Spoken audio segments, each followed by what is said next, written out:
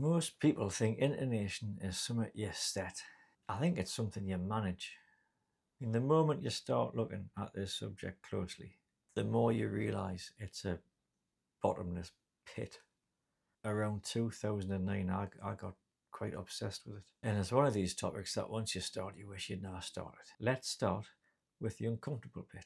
Perfect intonation does not exist. Not on a guitar and not on any other fretted instrument. It never has, it currently doesn't, and it never will. And I'm sorry to say this is not a problem you can spend your way out of. Now, some of you are going to be sitting there saying, well, I had a whatever it is, and it played perfectly in tune up and down the neck. It didn't. What's actually happened, there's one or two things happening there. First, the biggest one is you've got an instrument which could mask the errors because of the type of sound the instrument had. And the other one is you're not that sensitive to it. And that's really common. It drives some people nuts, really nuts, and other people, they just don't hear it. So what's going on? How dare I make such a statement? Guitars are designed around what we call equal temperament. That means that equally out of tune in every key. Try this. Get your best guitar, get your tuner out. I use a Peterson. Get your Peterson out and tune your guitar to that. Now, play an open G chord. You're going to know it's not quite right. Some of the notes sound a bit off. So just by ear, tune them so all the notes sing to each other and the chord sounds really sweet. Forget the tuner, just follow your ear. Get it to sing. Sounds better, doesn't it? Right, change that open G, play an open A. Sounds terrible, doesn't it? Aye. Now fix that. Forget the tuner, just get that A chord to sound really sweet. So all the notes, all your levels sound right. When you finish that last step, go back to your open G. It's even worse. What you're doing here, you're flipping between equal and just temperament. Or you're trying to.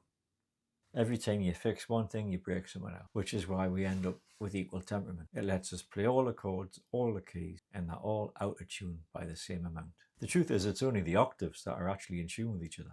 Everything else is the best fit. The fifths, I think are 2 cents flat. That's not too bad. Live with that. But the major thirds are 14 cents sharp. That's a lot. There's 100 cents in a semitone. You're 14 cents sharp for the major third. A minor third, I think, is nearly 16 cents flat. And that's what you're trying to achieve with equal temperament. So what I'm doing as a luthier, I'm trying to get a guitar to play perfectly out of tune with itself. But it gets worse. I mean, every time you press the string, you're stretching the string, and that raises the pitch. It depends on your string height, your fret height, how hard you press once you fret it. There's a thing called inharmonicity. That's when the inherent stiffness of the string pushes the harmonic overtones sharp relative to the fundamental note you're playing. And that happens particularly on wound strings. And then you can add in things like you might have the incorrect string gauges on, so you don't have the right tension, too much neck relief, an action that's too high, so you're stretching the string too much. All of these things affect your pitch and intonation. The good news is a lot of traditional average guitars mask these problems pretty well. The more average your guitar is, the less likely you're going to hear it. I think it's one of the reasons why soft, quiet guitars are popular. Now, I got into all this because I had a client he's got perfect pitch, which is something of a curse if you play guitar. It drove him nuts. It just inspired me to think, right, let's get to the bottom of this. I mean, what he wanted on paper was fair enough. He just wanted perfection, don't we all? But when I started looking into the topic, I realised that this isn't possible. What is possible is making a guitar close to perfect equal temperament. If you look at your saddle of your guitar, it's usually slanted. The bass strings are longer than the treble string. As you go up the neck, the strings start to play sharp. So you extend the length of the string, flatten it, you bring it back so that the octaves are in tune, like the open E and the E at the 12th fret. And that's normally how we check intonation. You play the open string and then you fret it at the 12th. You don't use a harmonic. I don't know, people still do that, but harmonics are useless. It's worth trying the first fret and the 13th, and the second, and the 14th, and the 3rd, and the 15th. Because what you'll find is that you might have your octaves right, but those frets down the bottom, they're out. So even if you got your intonation correct at the 12th fret, your first few frets are wrong. That's why you actually need compensation at both ends, the nut and the saddle. Now, the first thing people usually say is, well, that's nonsense. If you intonate the nut, as soon as you put the capo on, you made that irrelevant. Because what they're assuming is the correct intonation is a fixed distance where you fretted or put the capo to the saddle.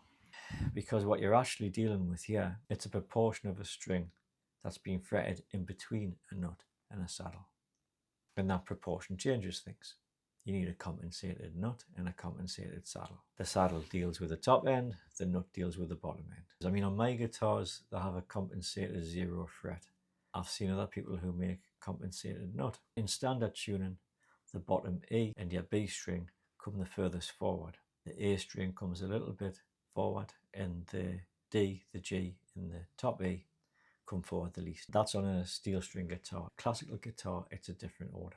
Done properly, you can then get very close to equal temperament on all 12 frets, on all 6 strings. So that's the goal. It's not trying to make a guitar that plays perfectly in tune. You're trying to make a guitar that plays perfectly out of tune all over the neck. And there's more. If you set an acoustic guitar so the intonation is perfect on day 1, you're going to have a problem in 6 months' time, because guitars tend to shorten over time. The tops rotate, head blocks rotate, and the distance between the nut and the saddle will decrease. You have to make a few guitars to understand how much your guitars move over time, and you have to build that compensation into the saddle. So it might be a little bit out the day it's delivered, but in 6 months it'll be spot on. So intonating an acoustic guitar in the real world is quite a complex thing. It's about predicting movement. What was it? There was a line a friend of mine used years ago. He said, I might be talented, but I can't defy the laws of physics. And that's true. You can't. But if you're looking at a guitar and you can see it's being compensated at both ends, at least you know you're dealing with a maker who understands the problem.